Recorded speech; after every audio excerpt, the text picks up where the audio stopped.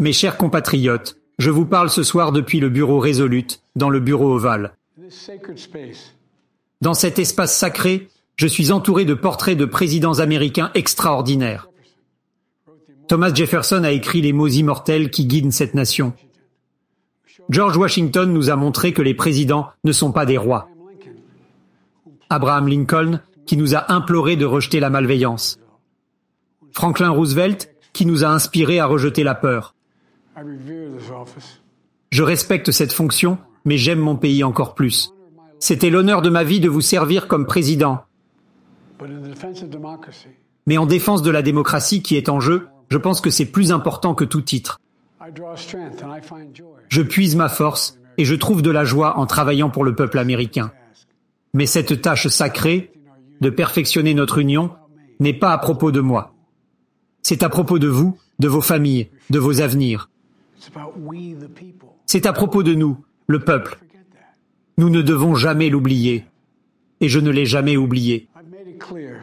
J'ai clairement indiqué que je crois que l'Amérique est à un point d'inflexion. Un de ces moments rares dans l'histoire où les décisions que nous prenons maintenant détermineront le destin de notre nation et du monde pour les décennies à venir. L'Amérique va devoir choisir entre avancer ou reculer, entre espoir et haine, entre unité et division. Nous devons décider, croyons-nous toujours en l'honnêteté, la décence, le respect, la liberté, la justice et la démocratie. En ce moment, nous pouvons voir ceux avec qui nous ne sommes pas d'accord, non comme des ennemis, mais comme des compatriotes américains. Pouvons-nous faire cela? Le caractère dans la vie publique a-t-il encore de l'importance? Je crois connaître la réponse à ces questions, parce que je vous connais, le peuple américain. Et je sais ceci, nous sommes une grande nation parce que nous sommes des gens bons.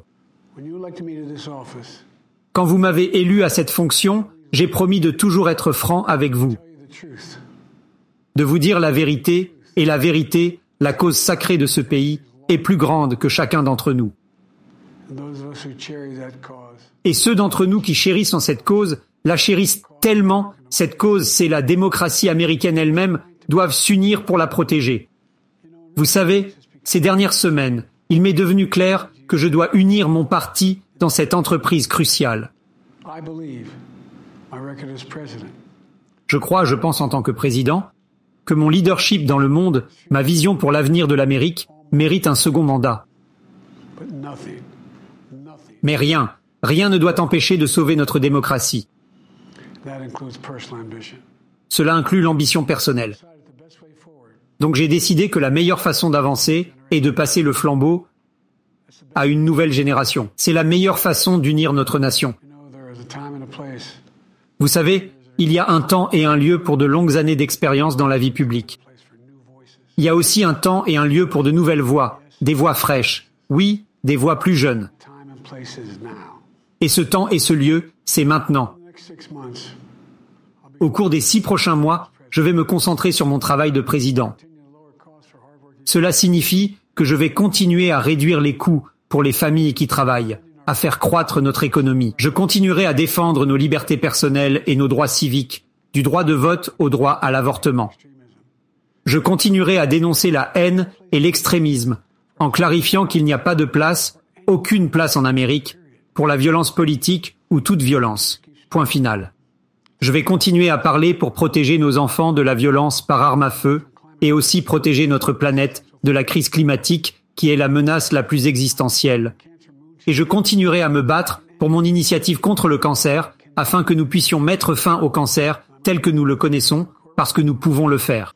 Et je vais appeler à une réforme de la Cour suprême parce que c'est essentiel pour notre démocratie.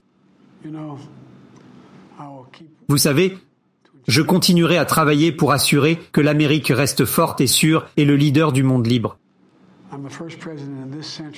Je suis le premier président de ce siècle à annoncer au peuple américain que les États-Unis ne sont en guerre nulle part dans le monde. Nous continuerons à rallier une coalition de nations fières pour empêcher Poutine de prendre le contrôle de l'Ukraine et de faire plus de dégâts. Nous continuerons à rendre l'OTAN plus forte et je la rendrai plus puissante et plus unie que jamais dans toute notre histoire. Je ferai de même pour nos alliés dans le Pacifique. Vous savez, quand je suis arrivé au pouvoir, la sagesse conventionnelle disait que la Chine dépasserait inévitablement les États-Unis. Ce n'est plus le cas. Et je vais continuer à travailler pour mettre fin à la guerre à Gaza, ramener tous les otages à la maison et apporter la paix et la sécurité au Moyen-Orient et mettre fin à cette guerre. Nous travaillons aussi jour et nuit pour ramener chez eux les Américains détenus injustement dans le monde entier. Vous savez, nous avons fait tant de progrès depuis mon investiture. Ce jour-là, je vous ai dit, alors que je me tenais dans cet hiver, que nous étions dans un hiver de péril et d'opportunité. Un hiver de péril et d'opportunité. Nous étions dans la pire pandémie du siècle, la pire crise économique depuis la Grande Dépression, la pire attaque contre notre démocratie depuis la guerre civile. Nous nous sommes rassemblés en tant qu'Américains. Nous avons surmonté cela. Nous sommes sortis plus forts, plus prospères et plus sûrs. Aujourd'hui, nous avons la plus forte économie du monde, créant près de 16 millions de nouveaux emplois, un record. Les salaires augmentent, l'inflation continue de baisser. L'écart de richesse entre races est le plus bas depuis 20 ans.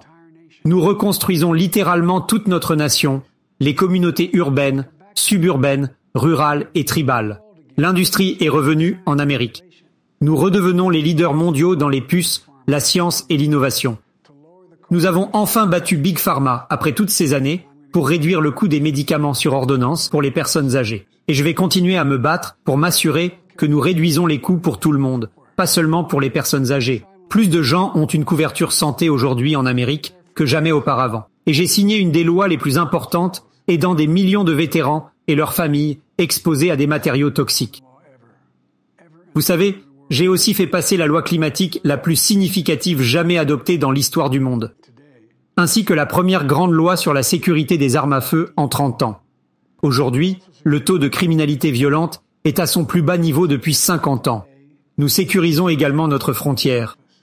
Les passages à la frontière sont aujourd'hui inférieurs à ce qu'ils étaient à la fin de l'administration précédente. J'ai tenu ma promesse de nommer la première femme noire à la Cour suprême des États-Unis.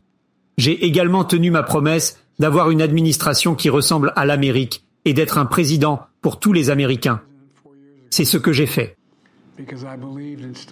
Je me suis présenté à la présidence il y a 4 ans parce que je croyais et crois toujours que l'âme de l'Amérique était en jeu.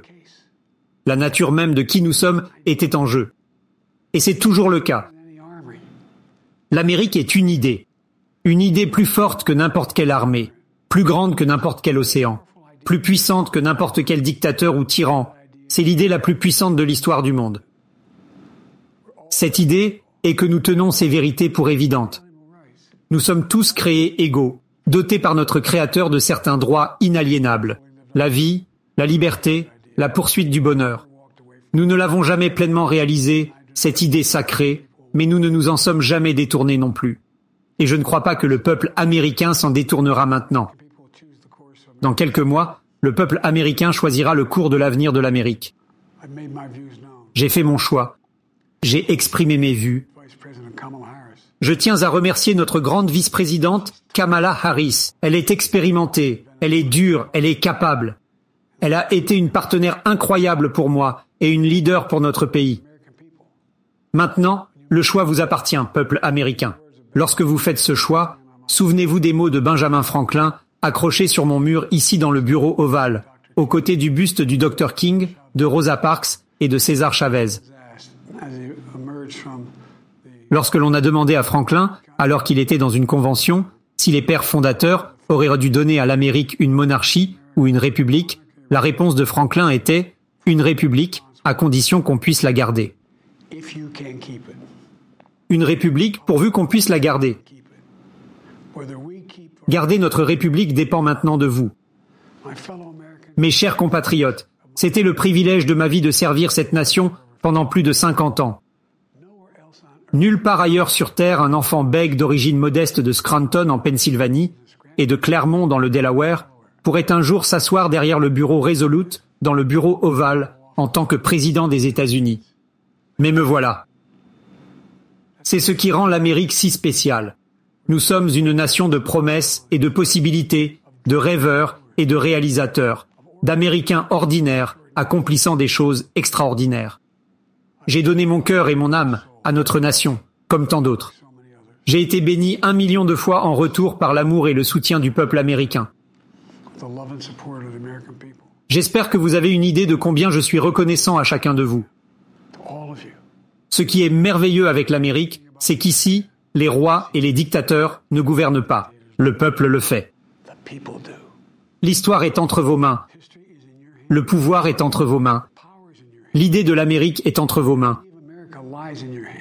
Nous devons juste garder la foi et nous rappeler qui nous sommes. Nous sommes les États-Unis d'Amérique et il n'y a tout simplement rien au-delà de notre capacité lorsque nous agissons ensemble. Alors agissons ensemble, préservons notre démocratie. Que Dieu vous bénisse tous et que Dieu protège nos troupes. Merci.